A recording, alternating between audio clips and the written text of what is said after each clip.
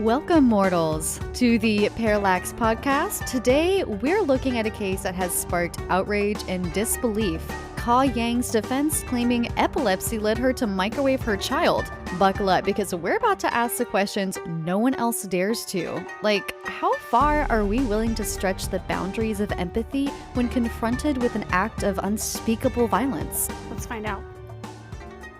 This is our first episode. I have been looking forward to this I know. all day. Whole day. Same. It's been, I don't know about you. Actually, I do know about you. We both had a little bit of a wild morning this morning with being late to places that we need to be. And I work as a veterinary technician, and we had an unexpected amputation today. That was not supposed to happen, but you know what? It was on a cat, and he is going to be the cutest bobtail that anyone's ever going to see. Also, it's just a tail? Yeah. So it's just a not tail. a three-legged cat? No, he's a bobtail now, and he's going to be the cutest bobtail ever. We just weren't expecting to do it, but he's going to be cute. He's got a little baboon butt right now, though. It's so awful that, you can't pet the tail, but right? So today, we are going to kick off this podcast with an episode that kind of sparked us doing the podcast in the first place, because Will and I talk about a lot of things, especially when we went to MegaCon. We can just keep talking hours and hours. But one day, when Willow and I were eating Thai food, we decided to do a podcast. And this is the case that sparked our interest, because we both had two different perspectives of how to look at it. And it just was something that we felt we could talk about. And then we started talking about other ideas. And then here we are, episode 1. Yeah. I was waiting for the color to process on my hair. I think we had like 30 minutes. And we came up with pretty much everything for this podcast. Eating Thai food, waiting to rinse color out of my hair. Yes, absolutely. That's great. Okay. Today's episode is going to be brought to you by Willow. She's researched this case. And a lot of this. So if you want to know how it's going to work for us, most of the cases is going to choose one of us to research it and bring it to the other one without me knowing much about it. I know a little bit surface about this case, but the deep dive, she's holding out as little tiny morsels to give to me as we go along. And then I will respond, because I've researched the cultural side of it and bring a different perspective to what's happening in this case that we don't always think about. We kind of think about the superficial crime, but not the implication of, like, if there's still evil in the world, how is it related to this case? Exactly. And this case is definitely a really good one to talk about, especially when it comes to the prosecution and when they just get stuck on their theory and do everything they can to try and find evidence to fit their argument instead of actually looking at the evidence as is. So that's another really good conversation to have today while we're going through this case. So whenever you're ready, I'll go ahead and get started with telling you I'm all buckled the in. deets. I'm buckled in. Give me the deets. Break it down. All the tea. Okay, so this all started March 17th, 2011 in Sacramento over in California. And we already know Ka Yang. I will probably refer to her as Yang or the defendant from here on out. To set the scene a little bit, her husband was gone. He worked as a truck driver, so he was gone pretty often. And then his brother, her brother-in-law, Va, was staying with them. I'm pretty sure he lived there with them. And then Yang's mother, Chua, and I could be pronouncing that wrong, and I greatly apologize, but Chua, she arrived a little bit late that day to help out with Yang's new baby, Mirabelle. Mirabelle was between 2 to 3 months old. She's a very... name. Yeah, I know it is a beautiful name, but she's a very young little baby. Yes. Well, you know what? With that said, I really think that I forgot to say there are some trigger warnings for this case for those listening. Very just true. So you know, there is very graphic information. So proceed with caution. Yeah, proceed with caution. If you are somebody who probably can't listen to something that includes child loss, then this is probably not the episode for you, and we will see you at another time. Anywho, Va, the brother-in-law, stated later that Mirabelle generally wasn't a very quiet baby, so her crying was normal. She has lots of big opinions to share with the class every day, but apparently she cried pretty often. Even though she was a little bit more fussy that day than normal, it still wasn't really highly abnormal. It wasn't really concerning. Voss stated that he had left the house around 1:55 while Yang was on the computer doing her part-time job. She had worked an office job beforehand, and then when she got pregnant, she moved to a part-time job on the computer, something to do with working out like checks for other companies, something along those lines. Not very So something that was important, high but could be considered high stress. I mean, no, it's Yeah. it's still kind of similar to what she had been doing when she was working in the office. It was part-time. She only would be on the computer for a few hours at a time. So Okay. nothing too crazy there. Yang gave Mirabelle a bottle because she was a little bit fussy, and she reported later that she had noticed that Mirabelle's eyes were moving back and forth, almost as if they were tracking something. And it kind of scared her when she saw that, but she had said that she put her faith in God as a family were practicing Mormons, so she just kind of brushed it off and was like, okay, whatever. Then she reports that she picked up the baby. She felt a throbbing headache coming on, saw a flash of light, and then the next thing that she remembered, she was on the ground. I believe she reported that she was on the ground either like at the doorway of the bedroom or in the front room, and so was the baby. She said that she could feel that she had wet her pants and her tongue was painful, as if she had bitten it, and Mirabelle was unresponsive. Her face was red and she was stiff. Yang picked up the baby and took the baby to Chua in the kitchen. Chua testified that she had been coming inside from working out in the garden at that time, and she met Yang in the kitchen. And Yang had stated that Mirabelle was sick and needed to go to the hospital. Chua described Yang's face as flushed, sweaty, her pants were wet, and Yang wasn't speaking very well because it sounded as if her tongue had been bitten, as if maybe it was swollen or sore. Chua took the baby from Yang and began taking off her clothes because she could see that something was very, very wrong with her skin. And she stated that the skin was peeling off of the poor thing, and she was very, very hot to the touch. Yang reportedly reached forward and began to peel off the skin. I kind of think that this might have been like a trauma response, almost like a in shock Mm-hmm. to figure out, is this real? Is this happening? Va returned just around that time and was yelled at to call 911. The call to 911 came in at 2:09. This whole scene happened within a span of about 15 or so minutes. Later on, Yang's defense was that she had had a seizure. So that is the crime itself. That is what occurred. Now, some quick background on Yang, because this is going to be important with her defense of a seizure. Ka Yang was 29 years old and part of the Hmong culture, which we're going to talk about a little bit later on, but that has a pretty big deal to do with this case. She was born in the United States, but she still kept to the culture. She knew the language. Even though she was a practicing Mormon, she was still taught about her culture by her brother and her grandmother. She had 4 children total, 3 sons, age 8, 7, and 4, and then baby Mirabelle. So this is a full house of pretty young kiddos. According to the family, though, Yang was very happy to have her daughter and was reported to be a loving mother. She also had a lot of help in the house. Va lived there, and the maternal grandmother, Chua, her mom, was there often. I saw varying reports on whether or not she lived there or just went over there all the time, but Mm-hmm. she's there.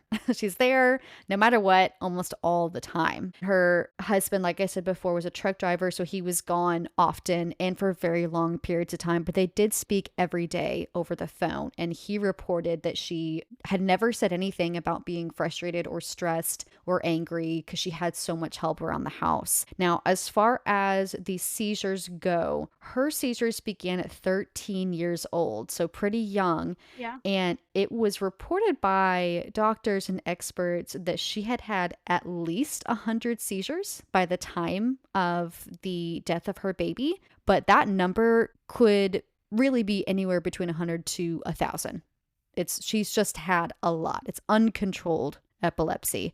She was on medications. It didn't really seem to help. As far as I can see from court documents and just other articles, it didn't necessarily say what medications she was on, but to my understanding, it sounds like they never worked. Like she's been on them her whole life and she's never reported that they've really done much for her, which I don't know how much you dove into the Hmong culture, but it could be a little bit of a cultural thing. They do have some spiritual beliefs Oh around yeah, they do. epilepsy. Oh yeah, Yeah, which well, we'll go into. most of the Hmong culture, epilepsy is often viewed more as a spiritual, like supernatural thing versus a medical one.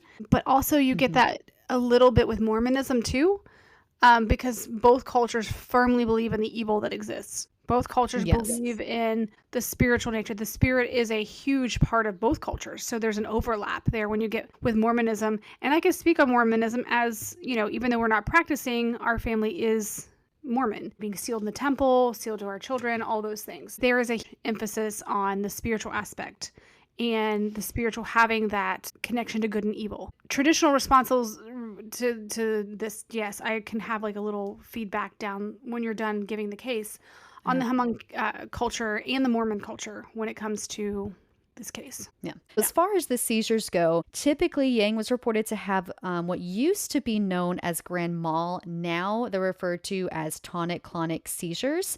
She never remembered the postictal period afterwards, and she always reported seeing a flash before the seizure. She always would bite her tongue and urinate during the seizure. I'll explain the tonic, clonic, and postictal here in just a second because that probably trips some people up. Her seizures would typically last around 2 to 5 minutes, and the postictal period, depending on the severity of the seizure, for her would last anywhere from 30 minutes to 4 hours, Wow. which I mean is again, that sounds pretty normal for epilepsy. I have people in my family who have epilepsy and they'll have the tonic, clonic seizures, and the postictal period really does, depending on the severity and how long the seizure lasts, it takes a long time for them to really come out of it. When I say postictal period, that is referring to the period of time immediately after the seizure is over. In her case, if she's having a tonic-clonic seizure, it's when she's coming out of the muscle tremors and she's starting to become conscious again. They will typically be very, very confused. They'll be fatigued for a little bit, just kind of trying to figure out what happened because they don't remember what's happened to them. A lot of times they won't even remember the postictal period because it's such a state of like immense brain fog and confusion. They might not know who they are, who you are, where they are. It's recommended really to just be calm and just kind of sit with them while they're trying to basically come back into themselves. Because if you think about it, a seizure is the brain resetting. Right. It's having a little bit of a glitch. It's resetting. So as far as the types of seizures, because this is really important to this case, the tonic-clonic seizure that I was speaking about used to be referred to as grand mal seizures. These are the ones that most people are probably very familiar with because these are the very dramatic seizures that you see in Hollywood. These are the ones where the whole body is shaking. They have to roll the person over onto their side so they don't aspirate. They'll also oftentimes foam at the mouth. So it's also trying to keep any of that from going back into the airways. This is a seizure in which they do fully lose consciousness, and the tonic is referring to the stiffening of the body. So you'll kind of see they'll shake, but they'll be stuck in a one position while they're experiencing the tremors. And clonic refers to the quote unquote rhythmic jerking, so the tremors that you see.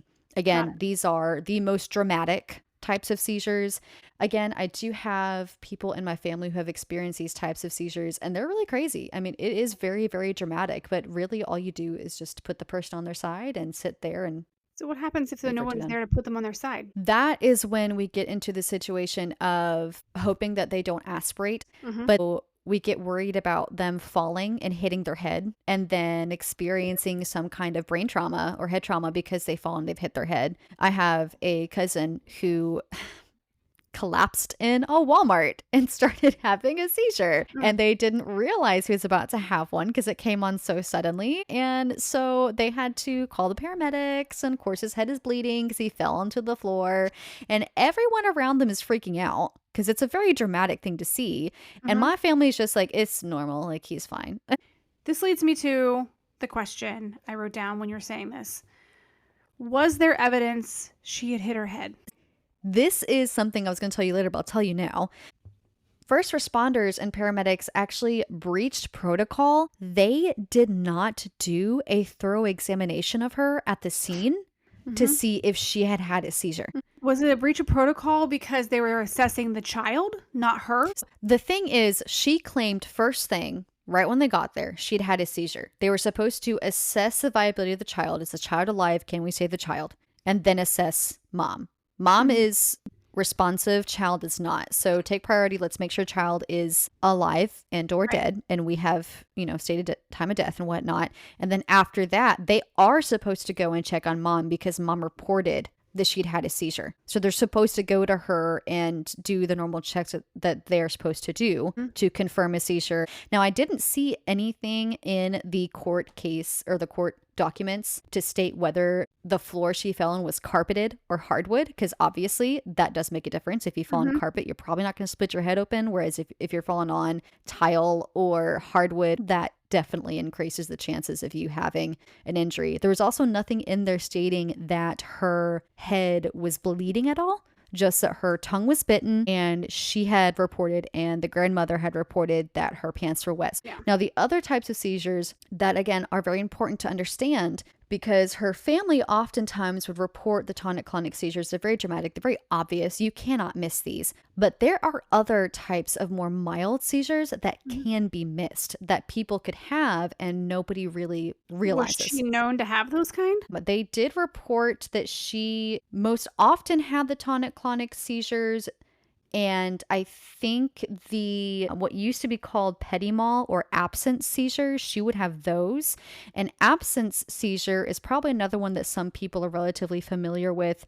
It's often characterized by brief lapses of awareness where the person will just kind of be staring at Yeah, I was nothing. wondering if that you're like the ones that stare into space. Yes, yes. So Okay. that is an absence seizure where they're just staring. And they did report that. Well, then let me ask you that. So you're saying that typically she had the tonic-clonic one, Yeah.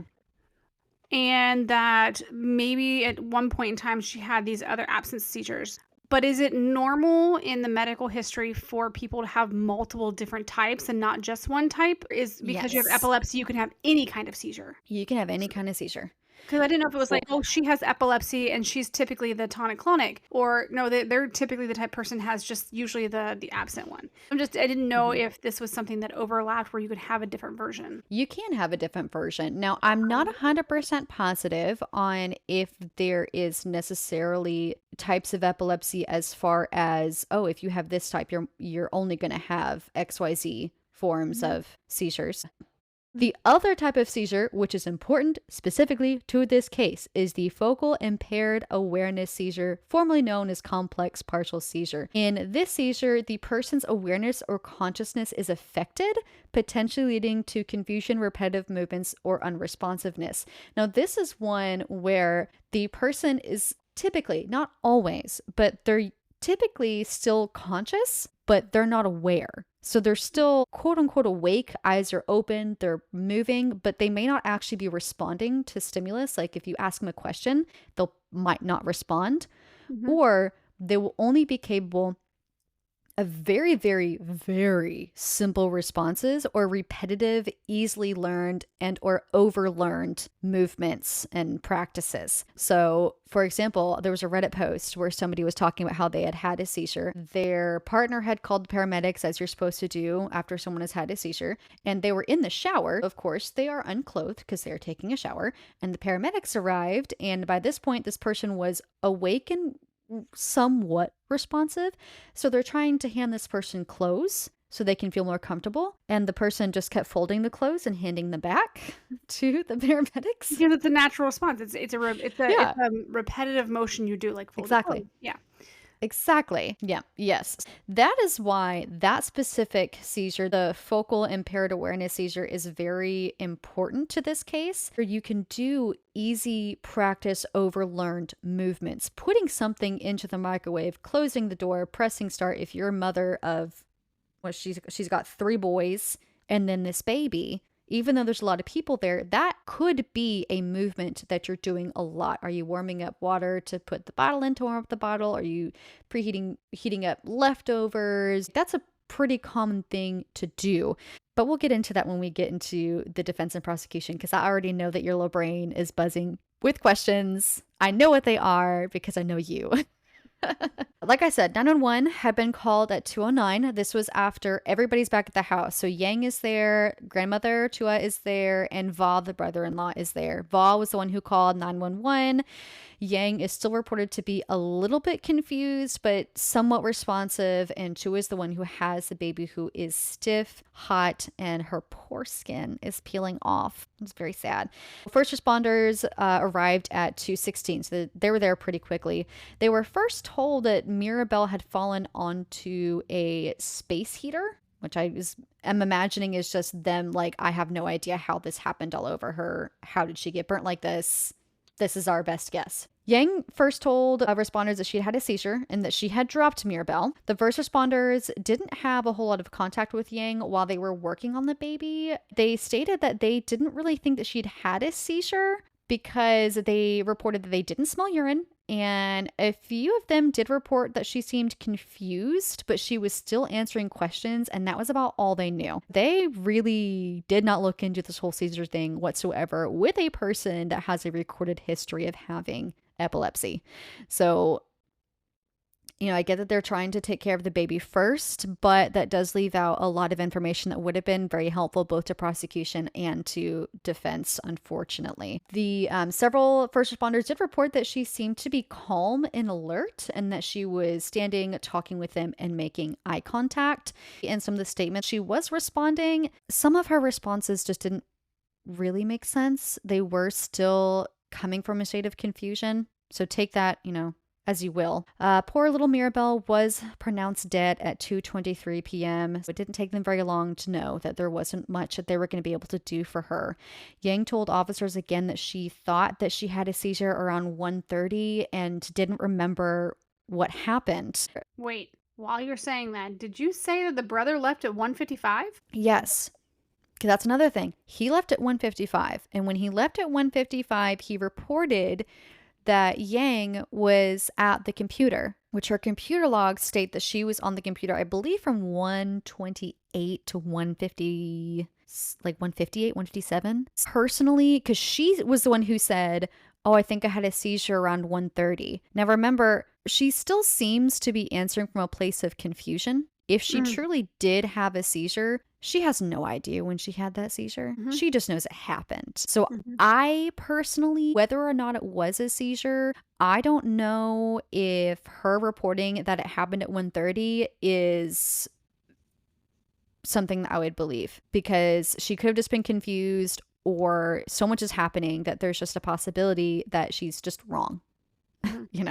Because she's probably wasn't sitting there like, oh, let me check the time. Like, I feel weird. What time is it? Well, yeah. Well, what I'm saying, because I'm looking timelines here. I'm looking at if he left at 1:55 and 911 was called at 2:09, that's only a 14-minute window for a lot of things. Yes, it is. Yes. Yes, that is a very short window for things to happen.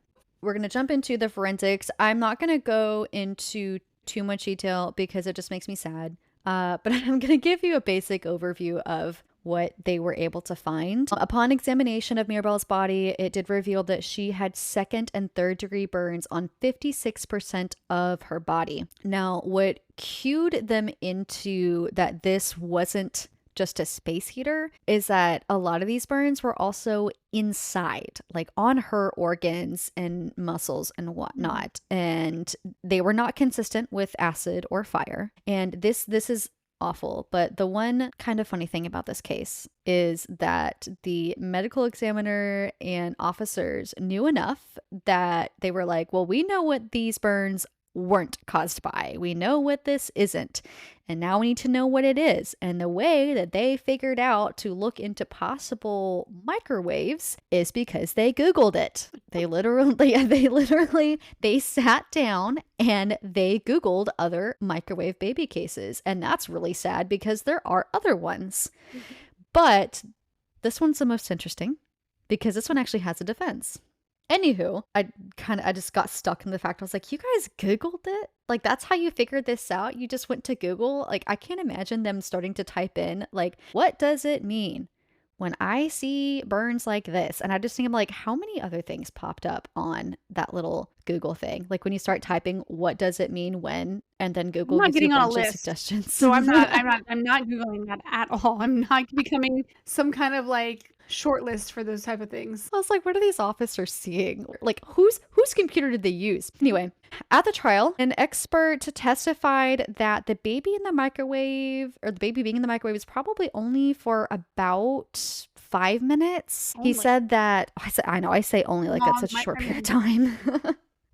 But he had said that from his examination, he could tell that she had been in there for longer than 2 to 3 minutes because these people have literally mapped out what happens to your body at each time mark, which I won't get into because it's gross. But anywho, he said over 2 to 3 minutes. Now, they pressed him to say, okay, well, can you give us an exact time? Like, if you had to make a determination, what would your best guess be? And he said that his best guess would be 5 minutes because of some of the most severe burns on her bodies. It would have taken longer than 2 to 3 minutes for those burns to get to the point where they were. and here's the thing, and I know I'm asking these questions, but I want to not forget these questions. But Yeah. I know if we burn popcorn, we smell it instantly. How did nobody smell? How Yeah. did how do the paramedics not smell this? How did the Yeah. mom, the grandmother not smell this? How was the smell not, like how Yeah. I mean, the microwave itself when you make popcorn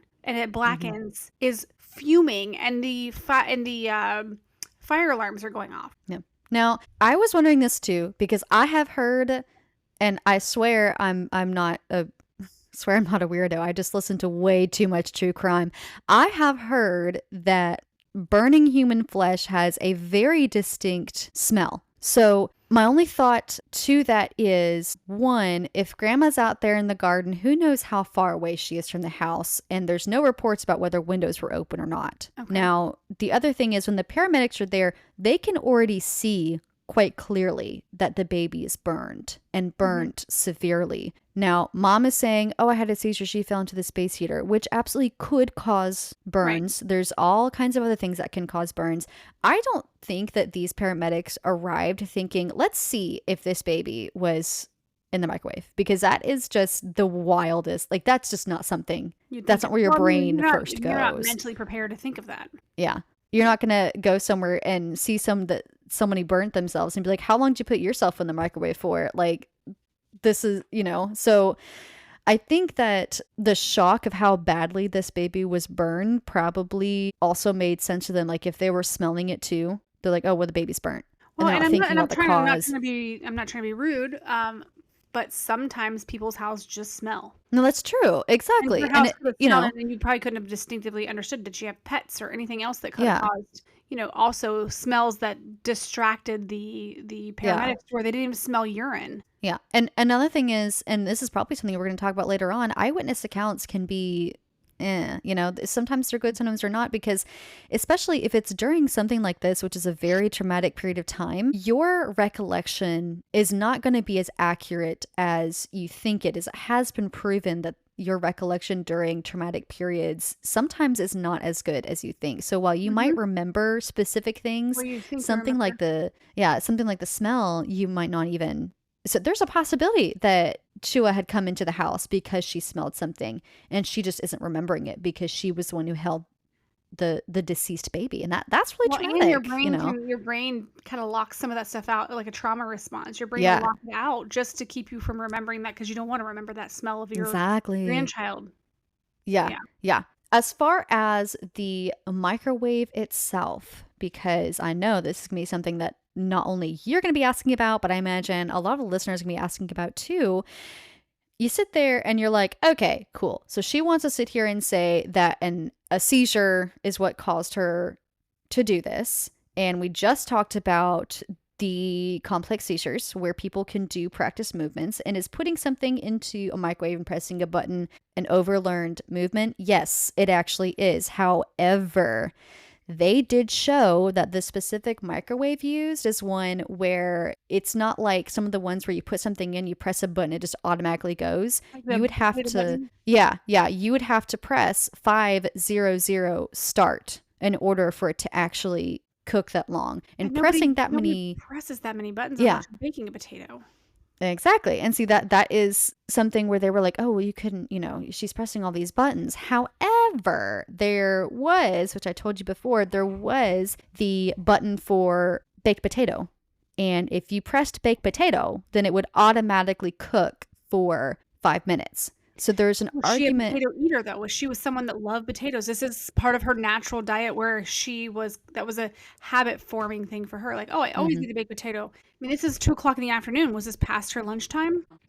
There is an argument to be made. It's kind of a weak argument, but there's an argument to be made that she just so happened in the state of this seizure where she has no idea what she's doing. She happened to hit the right buttons. There's an Mhm. argument to be made that she could have put the baby in the microwave, closed the door, hit a button that wasn't the right button, and somebody would have come into the house to find the baby just crying in a microwave that wasn't on. I don't know how strong that is, but it, I mean, is it possible? Yeah. Is that what happened? I don't know.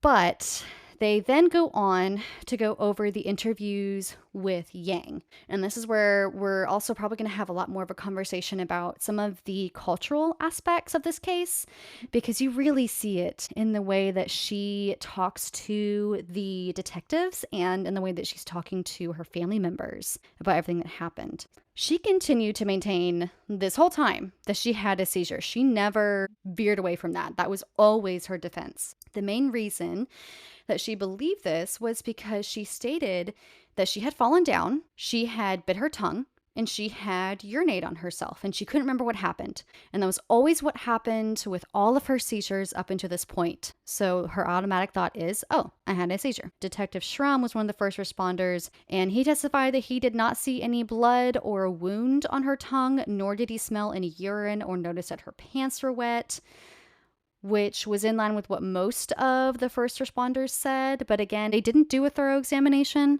And going back to what you said before about didn't anybody smell anything with the baby having been in the microwave, I almost want to say, okay, well, if there was the smell of burnt flesh floating through the air, are you really going to recognize the smell of urine of Mhm. somebody who is not even like right next to you the whole time? So again, they didn't do a thorough enough examination to actually look and see, okay, did she urinate on herself? They also don't say anything about the color of the clothing that she was wearing, because there are some colors where maybe she did urinate on herself, but you're not going to see it. Like she's wearing black, you're not going to know. You're not Mhm. going to see it. But I digress. Did they take her medically anywhere after the fact? No, they didn't. Yeah. So They told her to. it's kind of on the prosecution side, the law Yeah, side that didn't help them because that could have been like, hey, she didn't have a seizure. She didn't have a seizure. exactly. They could have easily determined that based on some of the stuff. 'Cause if this is me giving the devil's advocate viewpoint that she faked the seizure, she could have poured water on herself. Yeah, She could pretend to be confused. Yeah, there's a lot of factors there that could have, exactly. happened. But now, because they didn't do an examination, or they tried to tell her to go somewhere, but the first responder had reported that when they were saying, hey, you need to go to the doctor, she would say, yeah, I will, I'll go to the doctor. But she couldn't tell them where she was going to go because she would just get confused. Like she Mhm. couldn't come up with some place to go because she was just so out of it. So then it's like, okay, well, now we don't have any proof either And way. We don't have any. you said she was giving good, like, actual answers, but then confused answers at the same time. Yeah. Like she was Is able that to. normal with seizures? You If can be fully functioning and understanding what's going on and then not right after that in that state? That could be normal if you are further along in the postictal period. Which she would not have Because, been because yeah. depending on this time frame. hmm If you're farther along on the postictal period, and again, the how long your postictal lasts is just depends not only on the person but on the severity of the seizure. If she's farther along, that's a possibility. We started with Yang continuing to deny that she did not remember putting Mirabelle in the microwave. She didn't remember anything that happened. But she also didn't remember exactly when she started having the seizure. This is what she would report in interviews afterwards. Before she had said around 1:30. Yeah. Now she's like, I don't really know when it happened, which again, I had said before, I don't know if I would believe the 1:30 anyway, Mhm. because so much was happening. No one is like, hey, let's check the time as things are happening. Later, when she was pressed by, again, I think it was Detective Martin who was doing a lot of interrogations, she did end up agreeing with a detective that she probably didn't have a seizure because she probably didn't fall down since the baby ended up in the microwave. But again, I feel like, one, I don't think you should be pressing the defendant, Yang in this case, to answer the way that you want them to. You are not supposed to do that. And two, there are seizures where she will not remember them, but is still upright. When was the first time that she had medical examination after the fact? It doesn't say. I spoke with a medical professional about this, and she said that with a lot of seizures, to know if they actually had a seizure, you could do a scan Mm-hmm. with the brain Yeah. activity. They could have Yeah. easily dismissed that and like, did she have one or not? Let's just figure it out. Yes, yes. And that's like one of the whole things that I keep coming back to with this case. It would have been so easy for them to figure out if she was lying or not.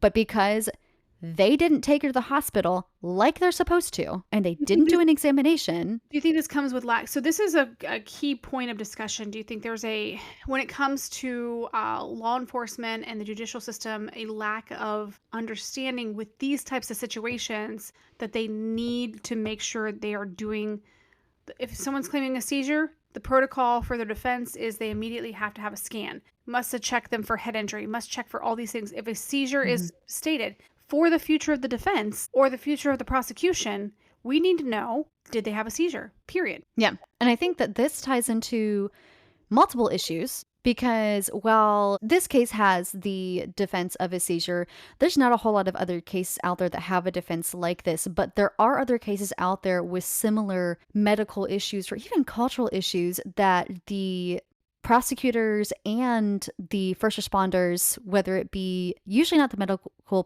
professionals, but the police, just they don't understand. They don't know anything about it. You know, a police officer will know that if somebody has a seizure, you need to turn them on their side so they don't aspirate. But they're not going to know the different types of seizures. They're not going to know immediately what they need to do to prove whether or not someone has a seizure. Well, So there's just some basic protocols I think that right. need to I be think those need tightened to be up. implemented into like, okay, someone claims a seizure, immediately medics take them for a scan. Yeah. Period.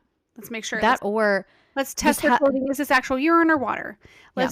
Let's check their head trauma. Let's check their tongue. Let's see if all these things are here. Yeah. Yeah. And yeah. And that was supposed to be in the protocol and they just didn't do it. And they never explained why they didn't do it. But they didn't And so for one reason or another. something when I'm at the salon, I'll do when we're talking about something, I'll be like, ladies, fun facts. And so with this case, something that's really cool is one of the co-founders of the Black Panther Party was charged with manslaughter after a shooting. And Huey Newton, he claimed that he had been in a postictal state following a seizure and had no memory of the incident. Okay. So his defense argued that he was not in control of his actions due to the effects of a seizure and the aftermath. Do you know what happened? Did they let him off? Yes, they did. Yeah. The jury accepted the defense's argument and he was acquitted from manslaughter charge. I found like 4 major cases where this happened. One, and this is just crazy because first of all, you're in the Black Panthers. It's an Yeah. aggressive, high stress time anyways. Yeah. So, yeah. But like, okay, so there was this one in 1975. This one is in the U.S. as well. A person was charged with murdering his wife and claimed to be in that state following a seizure and had no memory of the event. I'm like, come on now. Come on. Like, and You're making people with epilepsy look bad. yeah, because the thing is, there are some people who, if they're in a postictal state, aren't going to remember the postictal state. And if they're that confused, they are going to be frightened and they can lash out because they're frightened and they're confused. I personally, I don't believe that you're going to lash out to the point where you murder somebody. I know people who have been in Unless- postictal periods and they have not lashed out and killed anyone. If you're looking at epilepsy linear, if you're looking at epilepsy as if it's just one line of the problem. Okay, so question. Did Yang have a history of being violent or angry at any time during any of her seizures prior to that? Or like, what were her normal actions after a seizure? I mean, she'd had it so much that they were reporting this. What Mhm. did she do after the fact, typically? She did not have a history of any mental illness. She did not have a history of violence. She did not have a history of hurting anyone, family, kids, nothing. After a seizure, she would be exhausted, incredibly fatigued, and typically would go to lie down. Like, wait until she is conscious enough to understand who she is, where she is, and what happened, and then she'd go and lay down. So she was not a violent person So at all. whenever she had had a seizure, she never had normal actions. She would just go lay down. That was her normal muscle memory, was to just lie Yes. down, Go which lie is down. And so as then, as a prosecution side, I'm like, okay, this is not even in your nature to do this, to yeah. microwave anything. Yeah. And then the family, they wouldn't report her having any other type of seizure besides the absent seizures was the other one that they reported, but they hadn't reported the focal aware or the impaired awareness seizures. Mhm. However, the only thing I have to say to that, and this is again me kind of playing devil's advocate, so to speak, and just knowing what I do about my family members with epilepsy, some of these other types of seizures can be so short that if you are not there all the time, you're not going to be aware that they're happening. Mhm. So Right. the other thing is too, the longer that you're having the seizures, the more often you have them, the more you have in general, the more it's actually going to permanently affect your brain. Well, has So, she ever had a situation where she hurt? That was a question. Uh, has she ever had a seizure where she was injured? Because I did have a client back in the day that she had a grand mal seizure years prior to me getting to know her, that she was incapable of driving. She wasn't allowed to do certain things because she'd had oh, such yeah. a severe seizure that she was not quite all there when it came to Mhm. like functioning. I honestly, it didn't say a whole lot on whether or not she had experienced any kind of major brain injury. I would not be surprised at all with the amount of seizures that she had had. But I was going to say, like, to that point, I also think it's very possible that the nature of her seizures probably changed Mhm. with the amount that she had because she had Plus so having many. children too and adding Yeah. extra stress. Plus she's doing Mhm. a job with stimulation from the computer. Yes. Yeah. So Okay. maybe she did have one. It was the first time she had had one, and it was just her seizures changing. It was Mhm. just the disease changing, basically. I wouldn't be surprised. As far as the continuation of the trial goes, there were so many times where they're using statements that Yang made in her confusion, or statements where, like I said before, they would press her and then she would agree with the detective. They'd say, well, are you sure that that's how that is? You were on the ground. So, are you sure that you had a seizure? The baby ended up in the microwave, da da da. They're really pressing her and trying to get her to fall into what they think happened instead of actually finding, taking her statements and rolling with it more or less. They also, which this really got me, they took her child's pediatrician, Dr. Vickers, who does not have a degree in psychiatry, psychology, or neurology. They put her on the stand for the prosecution and then tried to ask her, in her opinion, if she believed that Yang had either postpartum depression or postpartum psychosis. Now, Dr. Vickers literally said on the stand that Yang screened negative. She Talking about made a postpartum or what are you talking about? Is that the same postpartum. postpartum? Postpartum. Okay. Yeah. I just sometimes am awful at pronunciation. What? You're never. Oh, you're always great with pronunciation. I want to hear it. So, Okay. thank you.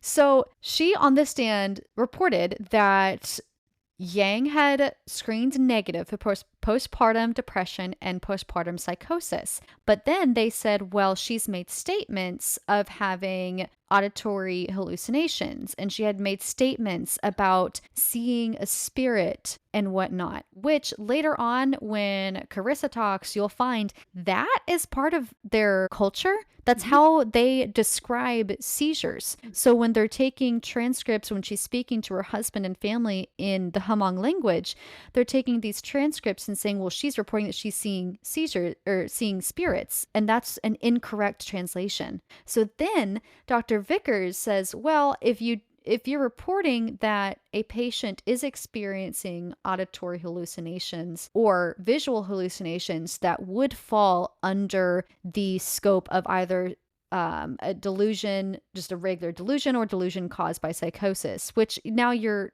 going back on what you just said, which is that she doesn't have PPD or PPP. They are two different things. And over, they have experts on the stand stating that Yang did not have either of these, even though that's what the prosecution was arguing. They had a neurologist come onto the stand and say that the auditory hallucinations actually are relatively normal for someone who is about to go into a seizure. That is pretty commonly reported, that they will experience these hallucinations before they go into a seizure. In the end, they did find her guilty of first-degree murder and assault on a child that resulted in death, and she was sentenced to 25 years to life for both charges. However, recently in 2021, she did file for an appeal. She was granted an appeal, and the appeal court did find that the prosecution was trying to prosecute her on depression or psychosis, and they couldn't prove that. They had experts that testified on the prosecution's behalf that said that she did not have these problems and she didn't fit the criteria. And therefore, they reversed her sentence and she was released. And she was Now, acquitted. was her sentence reversed and she was like given money from the state for wrongful prosecution, or just released? I tried to look into like where she is now, and I couldn't really Probably in find hiding, right? much. Today. Yeah, Yeah. from what I can see, she's just been kind of laying low and staying quiet. I don't know if they're trying to sue for money or not, or if she's received anything. There might be someone out there who does know, has like covered this and does know, but I couldn't find anything very obvious. Just that her sentence was reversed. They had basically said it was an unfair trial and let her go. Interesting. I have to say that I do think that was the right choice, whether or not she actually did have a seizure. Going through the court documents and the trial documents, it was very obvious to me that the prosecution had not actually done any good research on the types of seizures or on depression or psychosis. And they were doing everything they could to find any reason they could fit every bit of evidence into what they thought happened in their theory. I think if they had actually done the examination to figure out whether or not she truly had a seizure, maybe it would have ended differently, but they didn't do that examination. So all they had was testimony.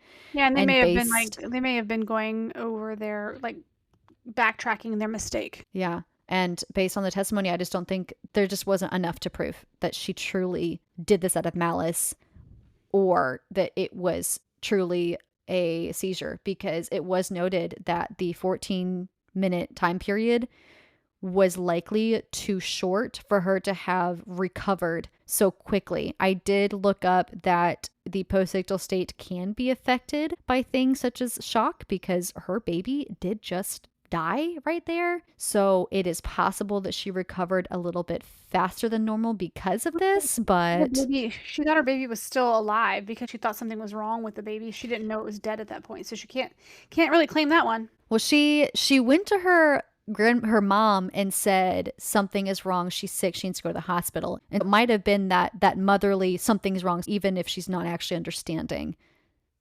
the severity of the situation. But what is I want to hear your thoughts, because I know that you know the spiritual side of things. So I want to know. So for me, for those listening, I am I'm done with all my classes as far as specifically religious studies and anthropology. Now I can just kind of take whatever classes I want, for my degree. I'm just in that slow mode. Yeah.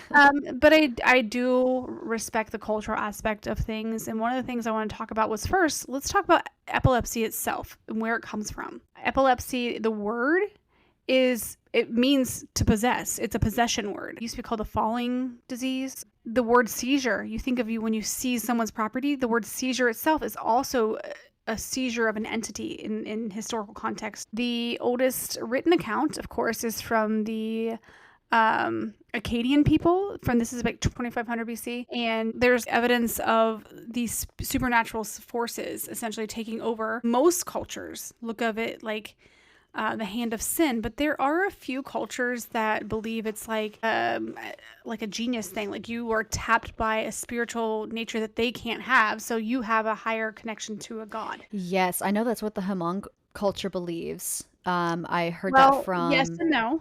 yeah, I heard something like that from another podcast that had covered this case. That Hmm. it's a complicated belief, but they don't necessarily believe it's completely negative, if that makes sense. Right. So the key to understanding when you're looking at cultures from an objective point of view is to understand the difference between body, spirit, and soul. Hmm. Okay.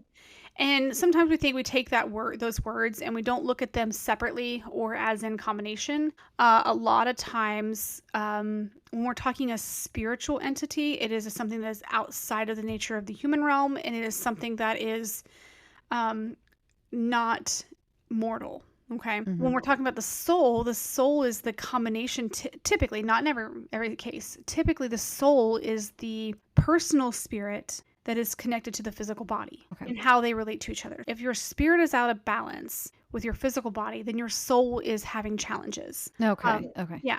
So you have your spirit doesn't have a body. The ones that are out there, like the spiritual entities, your spirit and your body, your physical body connected, create your soul. So it's kind of like a 1+2. One Okay. Okay. equals two. Okay. So like one So spirit, one body equals soul. yes. Yeah. Okay. Yeah. So that's the human part. The human part having that soul and that recognition of you know of life and everything around it, like being able to be cognitive of these things Hmm. versus sometimes ghosts are said to have like no awareness sometimes, and some are. So there's different types. So then you have your evil ones, you have your light ones. That's kind of a whole nother podcast episode we're going to cover, is the different types of spirits, the good, the dark, the good, the bad, the ugly, all that stuff. All the things. Right, all the things. But culturally speaking, for epilepsy, a lot of cultures, and this is where the Hmong culture comes into play, and then the difference between Mormonism. So the Hmong culture views epilepsy through a spiritual, supernatural lens versus a medical one. Now, modern day typically mix in a little bit of Western culture medicine, but for the most part, they believe that the seizures are caused by the spirit or the ancestors seeking attention or needing assistance. Hmm. Traditional responses include like these healing practices and things like consulting a shaman, and these shamans still exist, Hmm. where they'll go and they'll perform rituals or ceremonies to address these spiritual imbalances. Again, the balance of the soul with the mind, or the body and the spirit. Um, so these practices are sometimes combined with like the community. The community knows something's going on, so there's going to be like almost like you have your prayer chain in a sense. You Hmm. have these rituals that involve what's called soul callings, and they have several versions, by the way. A soul calling. I Mhm. feel like that is the beginning to a Great novel. fiction book. Yes. Yeah, I know. Title noted. Exactly. Yes. Yes. Um, and it's important for us also to, like we've talked about in this, to recognize that the attitudes towards epilepsy can vary, whether it's in the Western medicine in this case, or even in the Hmm. spiritual community, and how people perceive, like, how people perceive why these people are going through it. Are they, this is an evil spirit that they're going through, or is this a good spirit? Like, um, so there's no common ground with any religion that I've ever studied that's like, this is it and this is what they all believe. That is absolutely not true. Hmm. Hmm. Hmm. Same with like, so with continuing on with the Hmong rituals. I mean, there's the shaman, or they'll consult, and the shaman will figure out what type of spirit they're dealing with. Whether this is a lost soul, whether they need to involve prayer, chanting, dancing, what kind of like regiment needs to happen in order to cure this person. Oh, Yeah. okay. Okay. So it's like diagnosing A shaman essentially is your almost. spirit doctor. Yeah. Yeah. Yeah. Okay. There's so I didn't yeah, know so that. That's interesting. yeah, so it's almost like putting your chakras back in tune. Yeah. Um, And I will say, oh, keep going actually. Keep going. Sorry. you sure? Yeah. Okay.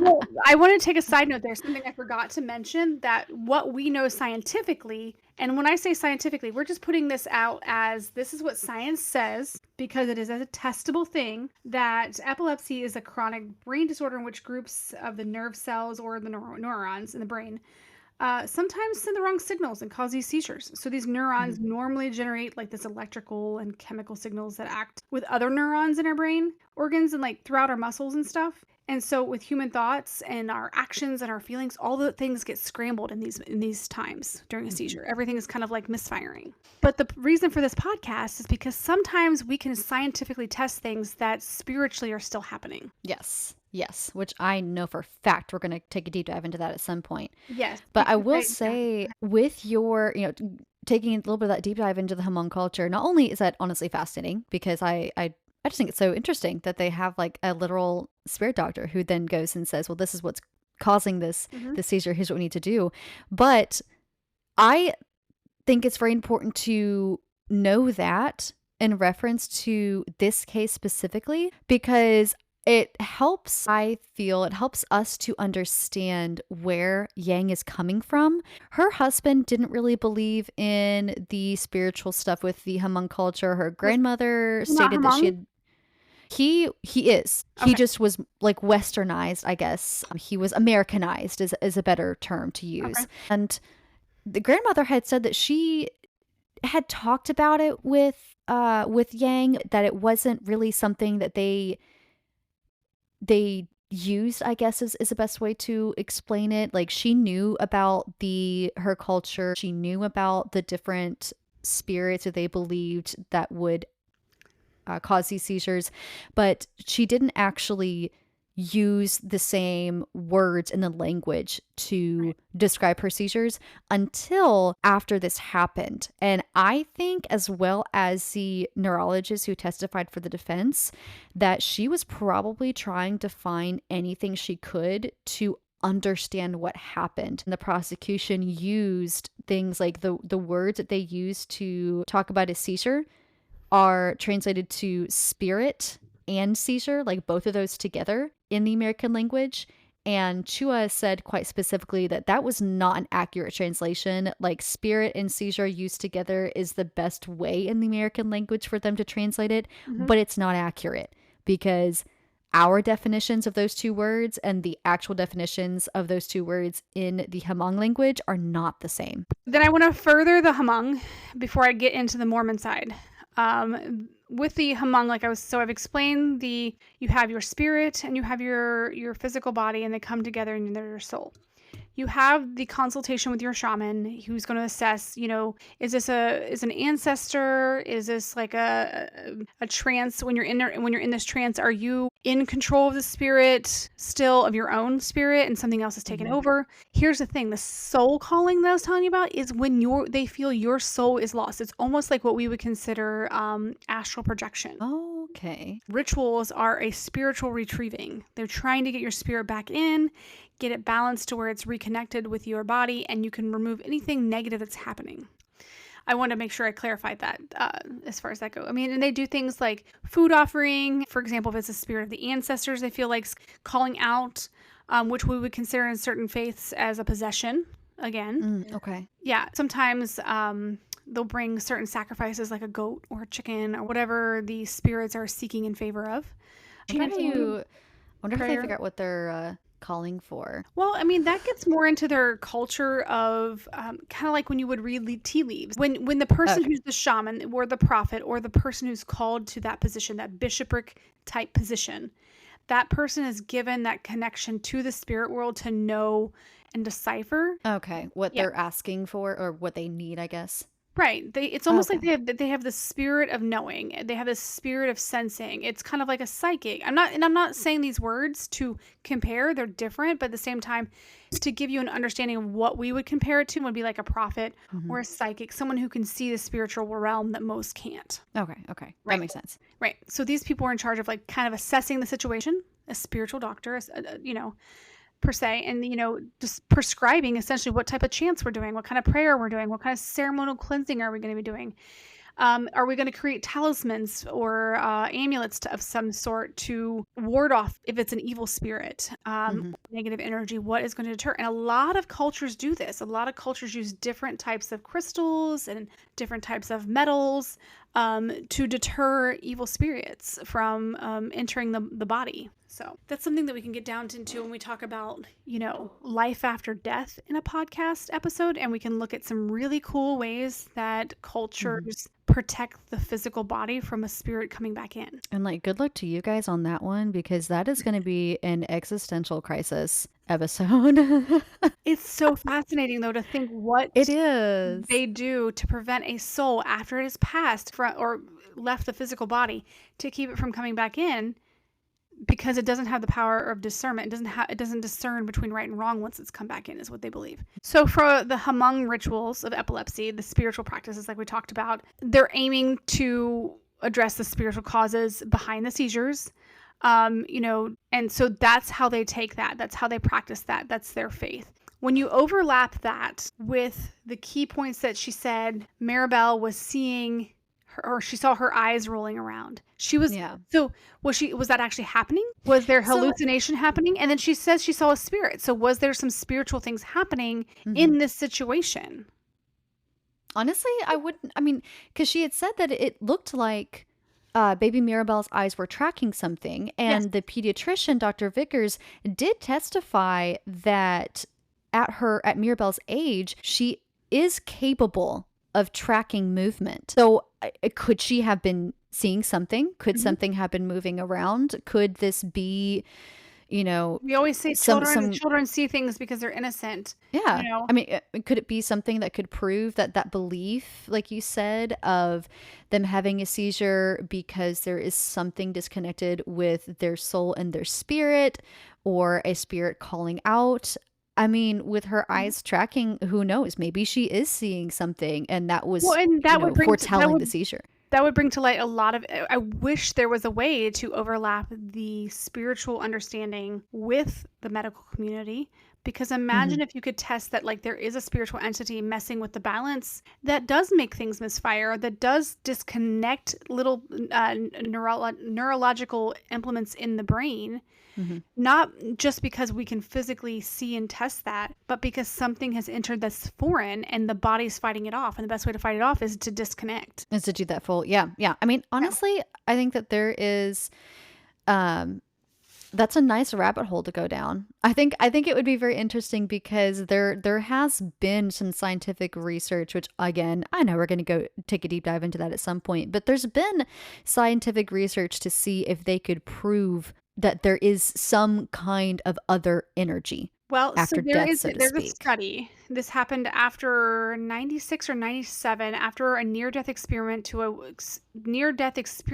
of a woman who was clinically brain dead and her heart had been stopped for a surgery purposely. That is a case we'll bring in the future where it caused some curiosity from the surgeons. Like, there's no way she could have known the names of these instruments, what we were talking about. She was clinically dead for like a duration to be able to do this surgery. They had to do that. They had to basically kill her and bring her back. She had to be clinically dead. Not just the heart stopped and just something. The brain had like dead. All dead. Not little dead. Dead. Like dead. Dead as a doornail. That kind of opened a fringe part of science research into, is there another organ to the human body that is only visual through a frequency that we can't see, but it exists, essentially the spirit. So that's really cool that those kind of things are starting to, like, it's kind of like with psychedelics. Those are things that people, shamans, and a lot of people have been practicing for thousands and thousands of years, are starting to make it into Western medicine, which is great, except when you add the Western medicine to things that are spiritual, you take the spiritual out of it and the sacred part of it, and you lose the meaning behind it. Yeah. And so I think it needs to stay somewhat tied so that we can better just have a more well-rounded understanding of what we're explaining. If we find a scientific reason to explain something, having that understanding of how sacred it is, where it began, I believe gives us a more well-rounded understanding of what it is we've discovered, what it actually means, more or less, if that makes sense. You can believe that the spirit exists, but connecting with it is a total different game. But knowing what it is and then also understanding what it is, I think it's two different things. Yeah. And then to overlap that with her being a Latter-day Saint, which is a Mormon, being a member of the church, I know that the church itself emphasizes the importance of seeking proper medical care. They believe in modern medicine, but they also believe that in encouraging people to pray if they're suffering from an ailment too, from priesthood holders if they choose. They do overall like promote a balanced approach. I'm trying to say that right. Of combining your faith, your prayer, and your spiritual support with medical treatment. You know, essentially they believe in the doctors that God has put on earth to have the brain power to understand how the body works more than just in a spiritual realm, but also in a physical part of it, and how those two kind of come together. So it's knowing the spiritual side, but also the physical side, and how those two can sometimes not translate or communicate well. And to improve that, you have to kind of have them both in balance. Okay. So then that means, honestly, especially when she's trying to explain what happened, especially in the interviews after the fact, her belief, like her two belief systems, the Hmong culture and the Mormon culture, she's fully, when she's talking about these auditory hallucinations and the things that she's seeing and the baby tracking something, of course she's going to be sitting there believing and saying that she has seen something. Like this was a very traumatic experience. Whether or not she did see something, I don't know. Obviously, I have no idea. I won't say she did or didn't. I mean, I kind of believe that if she did have a seizure or whatever was going on, based on the fact that Maribel, she felt it was tracking something, and then she also herself said she thought she saw a spirit. If there's spirits on this earth that are dark, why would you not think that they're interacting with us? Yeah, and I still, with everything that she says, no matter what happened, whether it really was a seizure or something else, I do not believe it was postpartum psychosis. I've read, and I haven't seen, but I've read and heard many cases, and it is obvious. They are predisposed to have it typically with other mental conditions, and she does not have a mental health history before this point. Plus, I don't think she had postpartum depression. She never reported any of the things that you typically see with postpartum depression. Based on her reports from mental health specialists who had contact with her, she did not show signs of depression until after Mirabelle passed away, which, by the way, the prosecution tried to use as proof that she had postpartum depression. And I'm like, no, her baby died. Of course she's depressed. Like, you can't. Anyway, I digress. And she's being accused of this, right? Yes. So no matter what happened, the prosecution did her dirty because they could not find definitive proof that she had the issues they were arguing she had to then get her to be found guilty by the jury. I think the jury also, like most people, unfortunately, was very misinformed on epilepsy, depression, and psychosis. So, and also her culture. So when they're reading those transcripts and the things that she has said in her interrogations, they have no idea that it's not accurate. Yeah, I feel like more prosecution needs to have like a legal anthropologist on site to understand different cultures in these types of scenarios. Yeah. It's always, if they can get these cases tied up with a nice pretty bow and get people convicted and thrown into jail, then that helps their numbers. They just need a conviction. They just need a conviction, however they get it. Yeah. Great. Awesome work. You did a great job diving into that one. Oh, thank you. Oh, thank you very much. So for those listening, thank you so much for listening to our first episode. We have many more to come. We do have ways that you can follow us. You can go to theparallaxpodcast.com. You can click on the icons that we have on that little page there. That'll take you to our Facebook and our Instagram.